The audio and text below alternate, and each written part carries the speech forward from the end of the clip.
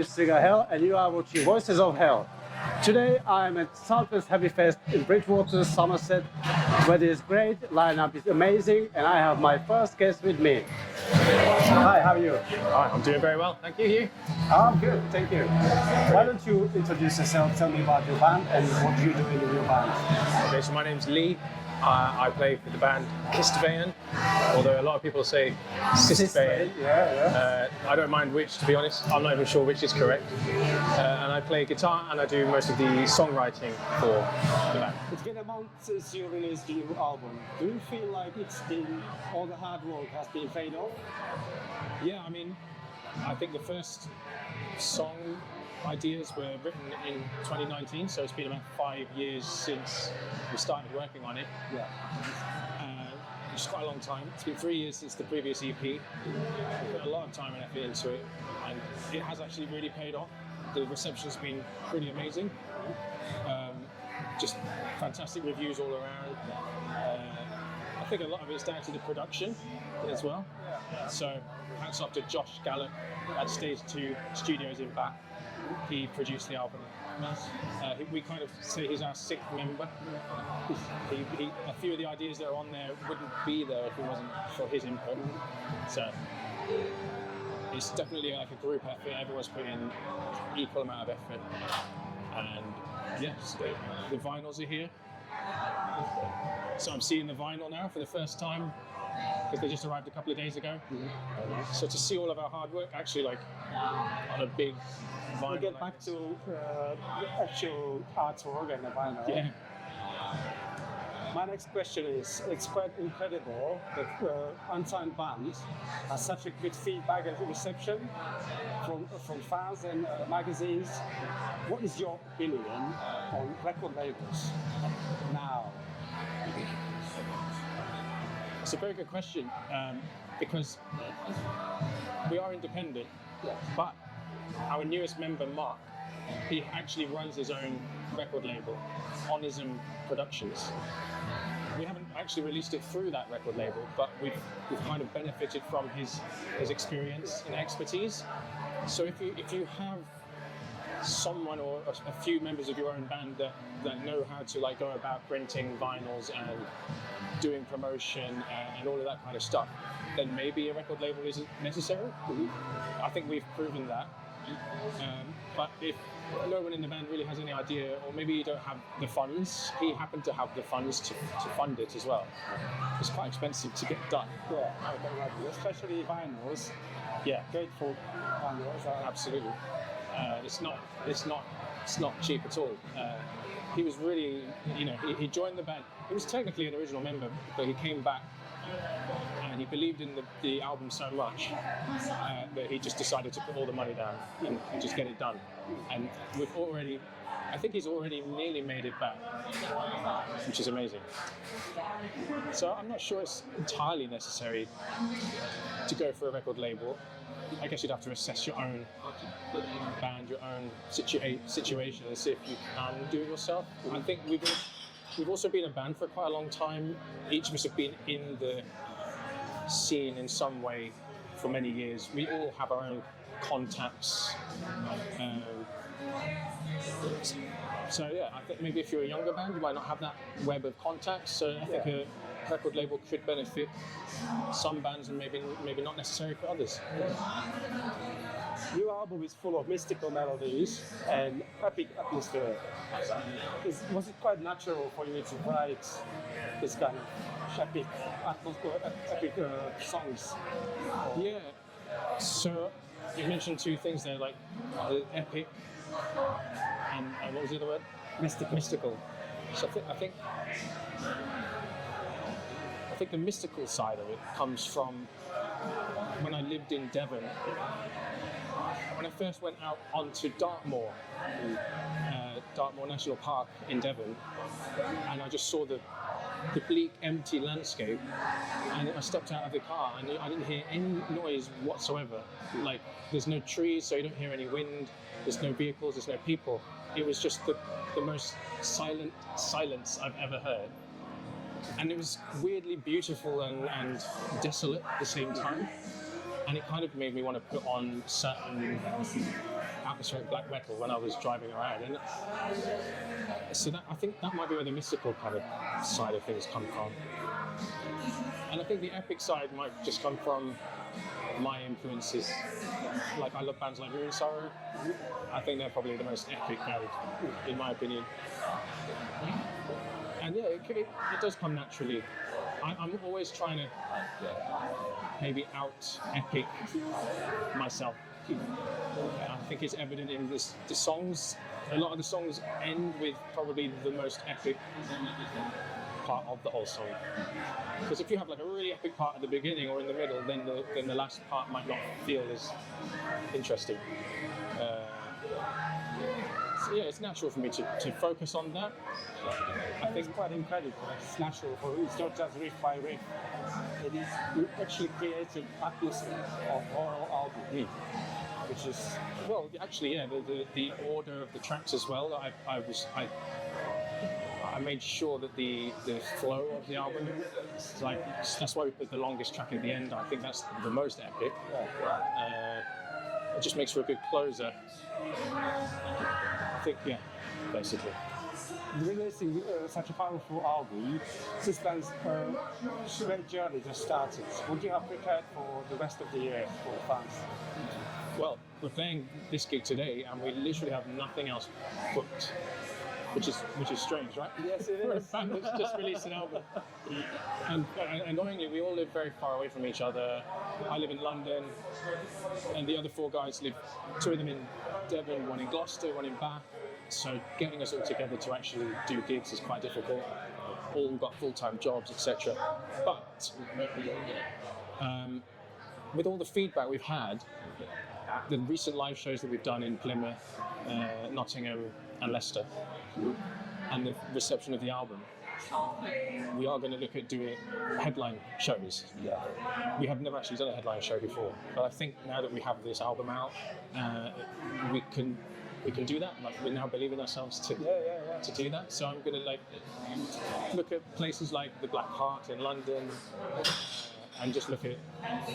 We need to tour this album at least a little bit in the UK. Mark, again, he has contacts in places like Germany, Romania, and we reckon we could probably get one-off shows here and there at maybe small festivals and stuff. But it's something that we all need to, because we self-released all of this, all of our energy's gone into releasing it. We kind of didn't really look past the release date. And now we're just kind of like, oh, what do we do now? And yeah, we need to do some shows, basically. It's a good plan. Let's talk about the vinyl. I really like the artwork, how it perfectly fits with the music. Yeah. Who's behind the artwork and what it represents? So the artist is a Romanian artist called Luciana Nedelia. She's actually from Transylvania, which is just a cool fact. This artwork was not commissioned. She just sometimes creates pieces of art and then she puts them up for the license to be purchased. And I was shown this artist by Mark, our now guitarist, way back in 2016, because he said that he thinks that her artwork would work well with what I had in mind. And I found this one, and for no other reason than it just caught my attention. I thought that would look really good as an album cover. So I've actually owned this artwork since 2016 or 17 or something, and we've just saved it for. So it doesn't actually represent anything. It's not actually directly connected to our music or the lyrics or any influences like Dartmoor or anything. It's just mainly the atmosphere of the picture. Kind of gives off this similar atmosphere to the music. So that's it, really. I really like this. Someone said they thought this was shooting something into the lake, but if you look closely, there's actually a body. And I think he's extracting the soul. Oh yeah, I can see that now. The piece was called Soul Collector. So again, that's real simple. And I think in the band, we've decided to call this guy Gary. Yeah, why not? Right. Okay, let's move away from the band What is, in your opinion, improved in UK metal scene? What has improved? What could improve? Yes.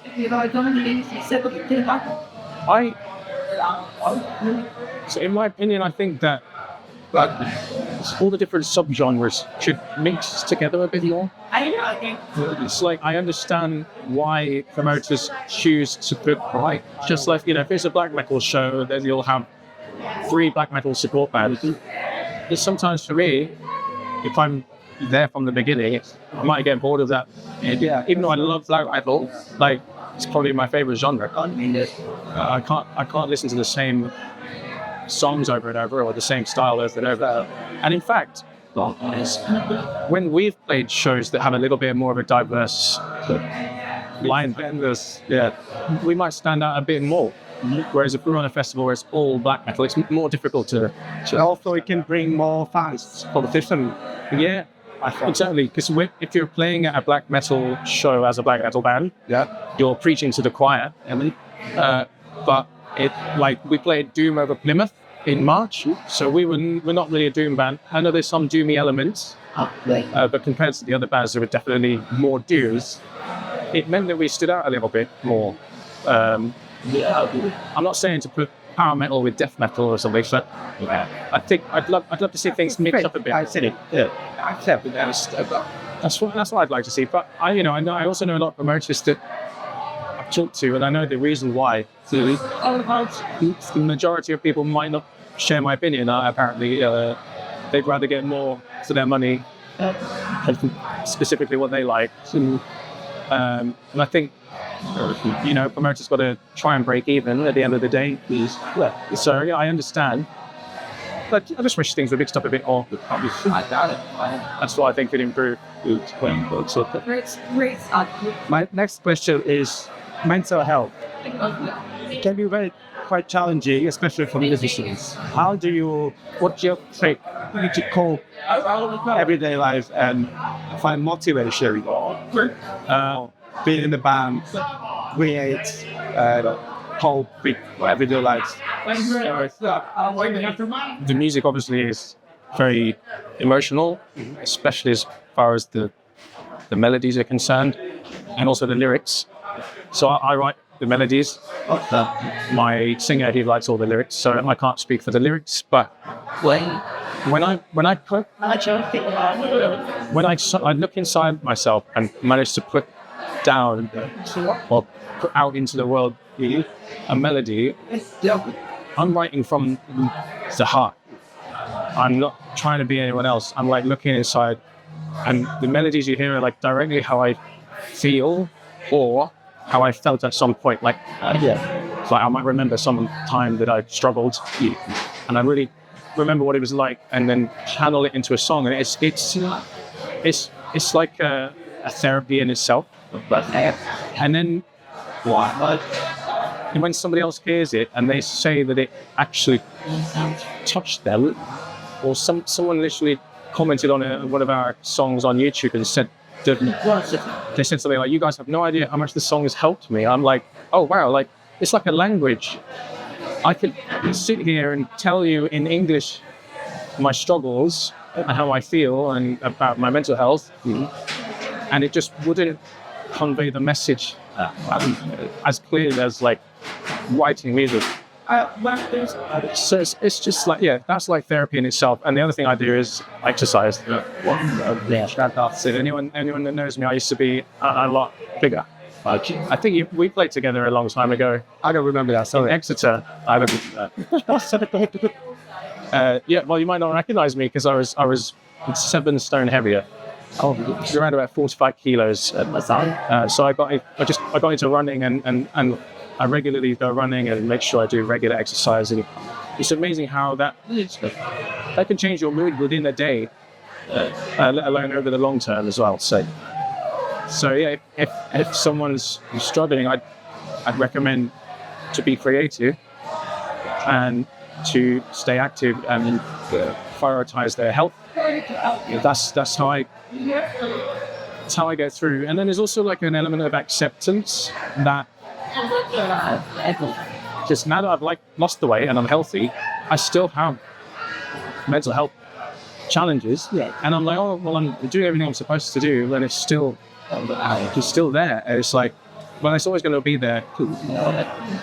There's nothing much you can do about that, but there's a lot of things you can do. There's a lot that you can choose to do, you can control, and a lot of things that you can't control. So it's about accepting the things you can't control and focusing on the things you can control. And it really does help.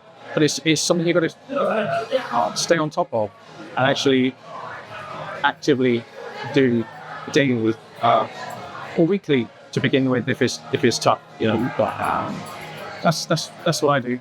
I like that. So we are at the end of the interview. My last question is, which festival or gigs you attending this year? Festivals and gigs that I've attended. You will. I will attend. I'm going to Fortress Festival. Oh, well, that's amazing lineup. It's fantastic. I mean, I'm wearing the Fortress shirt last year, so I went last year, which was about 600 people, and then it was so successful, and this other thing he does, the punk festival, was so successful. So he had the ability to triple the size and like just really up the caliber of bands that he booked. It was like Wolves in the Throne Room are doing 2 Hunters in full, and this band from Denmark that I love called Sunken coming over to play. Black Braid. Oh, like loads of the shows are like exclusive sets or like UK debuts. So like they're all very rare bands that you won't normally get to see, and it's mainly atmospheric black metal. So it's right up my street, and it's in Scarborough, right on the beach. Oh yeah. So just the juxtaposition of like the dark music and the sandy beach. Yeah, it works really weirdly well. Right. I'll be going to Bloodstock. I've been going to Bloodstock like every year since 2008. I was 17. And I'm looking at Damnation Festival because I'm quite interested in that Cradle of Filth old school set, whatever the old school means. Exactly. I'm sorry for that. I'm not sure about gigs. If I had all the money in the world, there's some cool stuff happening in the Royal Albert Hall. Yeah. Wardrino playing there. And a bit of a guilty pleasure of mine. Not him. Villa Valo is playing there. So I'd love to go to those, but there's only so much money. I'd rather go to the festivals. That's about it. The gigs and festivals. I'm a bit skinned living in London. It's fun, pretty much. Yeah. Thank you for your time and interesting answers. I hope you all enjoyed another episode of Voices of Hell. Stay cool, stay dark, and remember to support your local metal scene.